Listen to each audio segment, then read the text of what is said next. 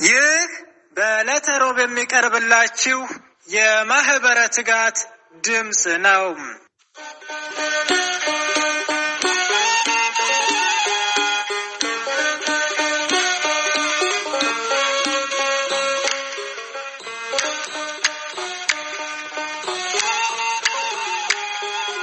በስመ አብ ወወልድ ወመንፈስ ቅዱስ አሐዱ አምላክ አሜን።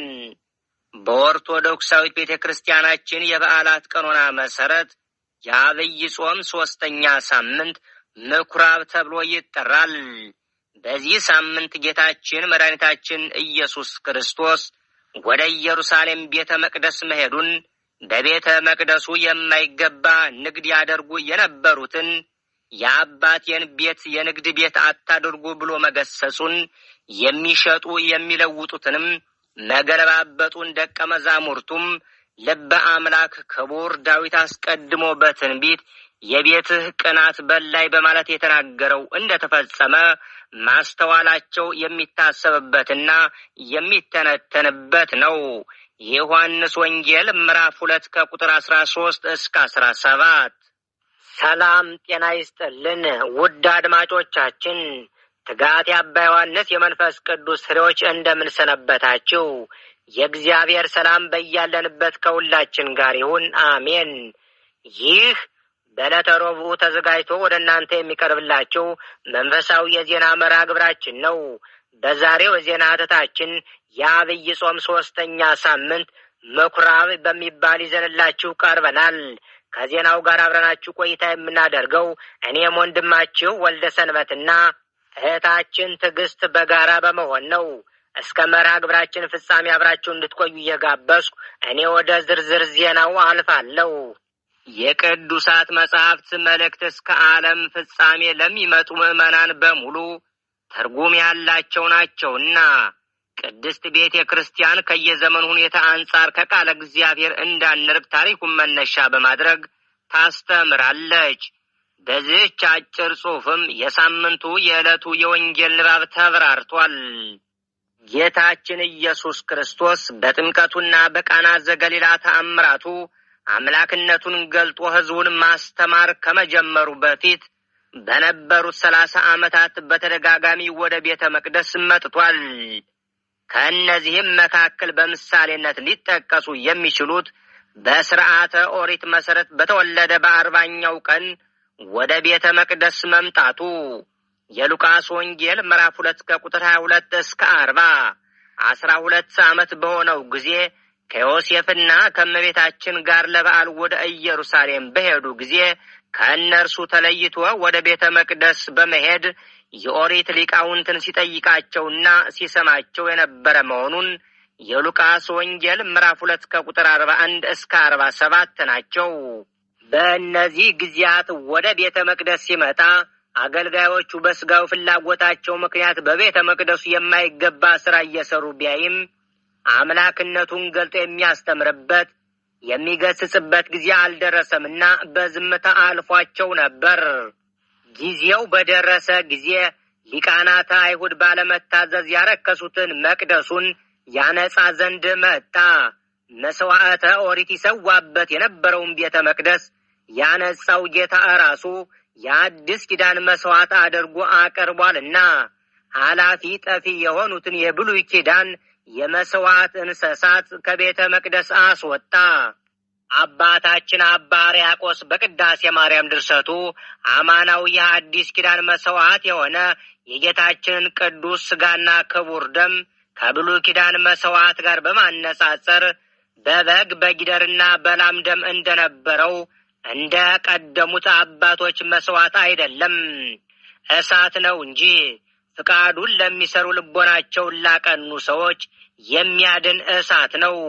ስሙን ለሚክዱ ለአመፀኞች ሰዎች የሚበላ እሳት ነው እንዳለ የብሉይ ኪዳንን መስዋዕት አሳልፎ ራሱን ለዓለም ቤዛ አድርጎ የሰጠ ጌታ የአይሁድ አለቆች በገንዘብ ወዳድነት መስዋዕቱን ወዳቃለሉበት ቤተ መቅደስ በመምጣት ቤተ መቅደስን አነጻ። ጌታችን ኢየሱስ ክርስቶስ በመዋዕለ ሥጋዊው ለ2 ጊዜያት ቤተ መቅደሱን አንጽቷል። ከእነዚህ ቀዳሚው በመጀመሪያው ፋሲካ ከጥምቀቱ በኋላ አገልግሎቱን ሲጀምር ያደረገውና በምኵራብ ሳምንት የሚነበበው የሚተረጎመው ነው። ጌታችን ለ2ኛ ጊዜ ቤተ መቅደሱን ሊያነጻ ሄደው ለመከራና ለሞት ተላልፎ ከመሰጠቱ አስቀድሞ በዕለተ ሆሳዕና ማለትም በ4ኛውና የመጨረሻው ፋሲካ ነው።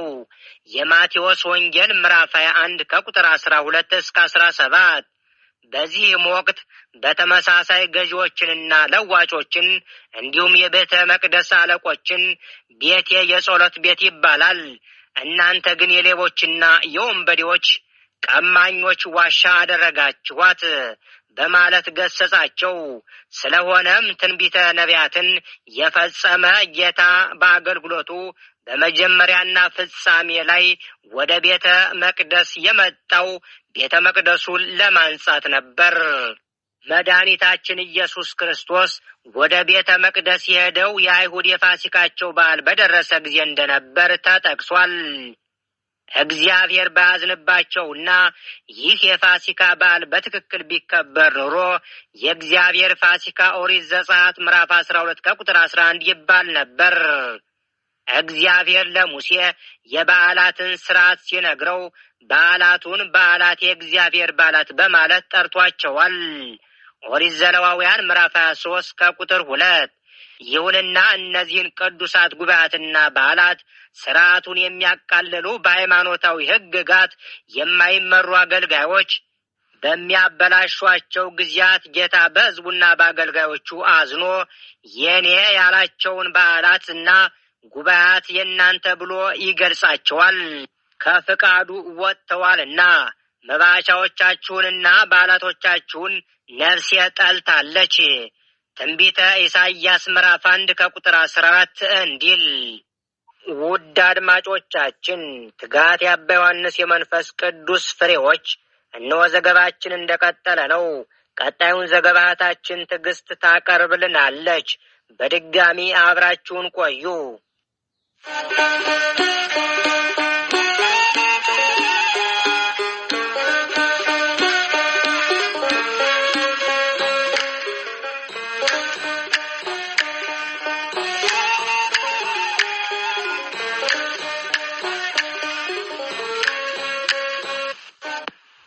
በተመሳሳይ መልኩ ጌታችን በመጀመሪያ ፋሲካ ቤተ መቅደስን ለማንጻት በሄደ ጊዜ የሕዝቡና የአገልጋዮቹ ኃጢአት አሳዛኝ ስለነበር ቅዱስ ዮሐንስ በዓሉን የአይሁድ በዓል መሆኑን ጠቀሰ። ጌታችን ኢየሱስ ክርስቶስ ወደ ቤተ መቅደስ ሲመጣ በቤተ መቅደሱ የሚሸጡ የሚለውጡ ሰዎችንና የሚሸጡ የሚለወጡ እንስሳትን አገኘ። የሚሸጡት የእንስሳት እንደ ብሉይ ኪዳን ሥርዓት ለኃጢአት ማስተሰሪያ መስዋዕትን የሚቀርቡ ነበሩ። የካህናት አለቆችና ግብረ አበሮቻቸውም በቤተ መቅደሱ የሚሸጡትን እንስሳት ለመስዋዕት ብቁ መሆናቸውን የሚያሳይ መረጃ በመስጠት በምትኩ ገንዘብ እየተቀበሉ አገልግሎቱ መልኩን ቀይሮ ንግድ ሆኖ ነበረ። ለመስዋዕት የሚሆኑትን እንስሳት የሚሸጡትን ሰዎችም ስለሚያገኙት ትርፍ እንጂ ስለ መስዋዕቱ ንጹህና አልነበረም። ከጌታ የሚገኝ ሰማያዊ ጸጋን በመሸጥና በመለወጥ በሚያገኙት ትርፍ የቀየሩ ነበሩ። ሊቁ ቅዱስ አምብሮስ በትርጓሜው እንደገለጠው በሬዎችን ይሸጡ የነበሩ ሰዎች የእግዚአብሔርን ቃል ለስጋዊ ክብርና ጥቅም ሲሉ የሚያስተምሩ ምንደኛ አገልጋዮች ይመስላሉ። በጎችን ይሸጡ የነበሩ ሰዎች መልካም ነገርን ለውዳሴ ከንቱ ሲሉ የሚያደርጉ ጌታችን ዋጋቸውን በምድር ተቀብለዋል ያላቸውን ከንቱ ውዳሴ ፈላጊዎች ይመስላሉ። እርግቦችን የሚሸጡትም የመንፈስ ቅዱስን ጸጋ በገንዘብ መሸጥና መግዛት የሚፈልጉትን ሲሞናውያን ይመስላሉ። የእኛስ አገልግሎት ምን ይመስል ይሆን? ጌታችን ቤተ መቅደስን ሲያነጻ እንደ ምልክት ከተፈጸሙት ተግባራት መካከል በቤተ መቅደስ ግቢ ይሸጡ የነበሩትን በጎችና በሬዎችን ከቤተ መቅደስ ማስወጣቱ፣ የገንዘብ ለዋጮችን ገንዘብ መበተኑ፣ ገበታቸውንም መገልበጡ፣ እርግብ ሻጮችንም እርግቦቻቸውን እንዲያወጡ ማዘዙ ይጠቀሳሉ። ሲያስወጣቸውም የገመድ ጅራፍ አብጅቶ ሰርቶ ከቤተ መቅደስ አስወጣቸው። አባቶቻችን በትርጓሜ ሲያብራሩ ጅራፉን የሰሩት ሐዋርያት እንደነበሩ ጠቅሰዋል። የጭፍራውን ስራ ለአለቃው ሰጥቶ መናገር ልማድ ነውና ቅዱስ ዮሐንስ በወንጌሉ ጌታ ጅራፍ መስራቱን ገለጠ። ሊቃውንት እንደሚያስተምሩት ጌታችን ወደ ቤተ መቅደስ የመጣው ለፍርድ ሳይሆን ለማንጻት ነበርና ሻጮችንና ለዋጮችን ሰዎች ሳይሆን የሚሸጡትንና የሚለወጡትን ርግቦችን፣ በጎችን፣ በሬዎችን፣ የሰዎችን የሚለወጥ ገንዘብ ከቤተ መቅደስ አስወጣ። ይህን ያደርጉ የነበሩትን ሰዎች ግን በመገሰጽ አለፋቸው እንጂ ፈርዶ አላባረራቸውም። የመጣው ለፍርድ አልነበረምና በዳግም ምጽአት ሲገለጥ ግን ለፍርድ ይመጣል። በቤተ መቅደስ ያልተገባ ስራ የሰሩትንና የሚሰሩትን ይቀጣል። ከላይ በተገለጸው መልኩ ቤተ መቅደሱ የንግድ ቦታ ሆኖ ነበረ። ሊቃነ ካህናቱም የጥቅም ተካፋይ ስለነበሩ የሚመክርና የሚገስጽ አልነበረም። ስለሆነም ጌታችን የሚሸጡና የሚለውጡትን ካስወጣ በኋላ የአባቴን ቤት የንግድ ቤት አታድርጉ አላቸው። በዚህም አምላክ ወልድ አምላክነቱን ገለጠ። የአባታችሁን ወይም የአባታችንን ሳይሆን የአባቴን ቤት በማለቱ ለስም አጠራሩ ክብር ይግባውና ጌታችን መድኃኒታችን ኢየሱስ ክርስቶስ እንደ ሌሎች ሰዎች በጸጋ ሳይሆን በባህሪ የእግዚአብሔር ልጅ መሆኑን፣ እግዚአብሔርነቱን፣ አምላክነቱን ገለጠ። ጌታችን ቤተ መቅደስን እንዳነጻ ባዩ ጊዜ ደቀ መዛሙርቱ ክቡር ዳዊት በመዝሙሩ የቤት ቅናት በልቶኛልና የሚሰድቡም ስድብ በላይ ወድቋልና መዝሙር 68 ቁጥር 9 በማለት የተናገረውን ትንቢት መፈጸሙን አስተዋሉ። ሊቃናት አይሁድ በቤተ መቅደሱ ሲሸጡና ሲለውጡ ስጋዊ የገንዘብ ትርፍና ዝና በማሳደድ የቤተ መቅደሱን ክብር ሲያቃልሉ ያደረጉትን ሁሉ ለመንፈሳዊ ዓላማ ያደረጉት ለማስመሰል በቤተ መቅደስ ለሚሸጡትና ለሚለወጡት የመስዋዕት እንስሳትና ገንዘብ የትክክለኛነት ማረጋገጫ ይሰጡ ነበር። ዛሬም ተረፈ አይሁድ የሆኑ ምንደኛ አገልጋዮች አሉ። ንጹሃን መስዋዕት መዝሙሩን፣ ንዋየ ቅድሳቱን፣ በዓለ ንግሱን፣ ጸበሉንና ሌሎችንም መንፈሳዊያን እሴቶቻችንን ለገንዘብ ማግኘት ሲጠቀሙባቸው ዓላማቸውን መንፈሳዊ ለማስመሰል ይሞክራሉ። የዋህንንም ያሳስታሉ። በቤተ መቅደሱ ንግድ ሲደረግ አገልጋዮች በቤተ መቅደስ የሚቀርበውን መስዋዕት የስጋዊ ጥቅም ሲያውሉት፣ በዚያም ምክንያት የከበሩ መንፈሳዊያን አገልግሎቶች ሲቃለሉ አርአያ የሆነን ጌታችን ኢየሱስ ክርስቶስ በዝምታ አላለፈውም። ጌታችን ከኔ ተማሩ ብሏልና በዘመናችን ባሉ ምንደኛ አገልጋዮች መዝሙርን፣ በዓለ ንግስን፣ በጸበል ማጥመቅን፣ ትምህርተ ወንጌልን ለገንዘብ ማግኘትና ለንግድ ሲያውላቸው በበዓላት ላይ ከመንፈሳዊ ስርዓት ይልቅ ስጋዊ ንግድና ደስታ ሲበዛ የቤተ ክርስቲያን የከበሩ ንዋየ ቅድሳት በገዛ አገልጋዮቻችን እንደ ሸቀጥ ሲታዩ ጸሎት ለማድረስ ገንዘብ የሚተምኑ ምናምንቴ ሰዎች ሲመጡ በቃለ እግዚአብሔር በስርዓተ ቤተ ክርስቲያን ጋሻነት ልንቃወማቸው ይገባል።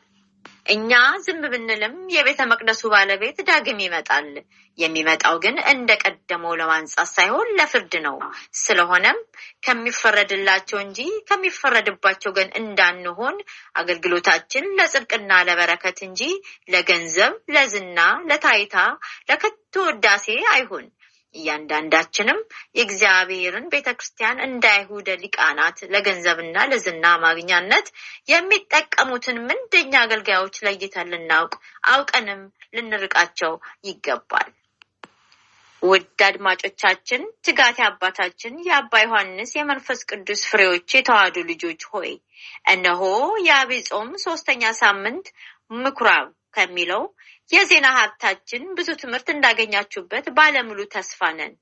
ሰላም ወስብሐት ለእግዚአብሔር ወለወላዲቱ ድንግል ወለመስቀሉ ክቡር። ይቆየን። አሜን።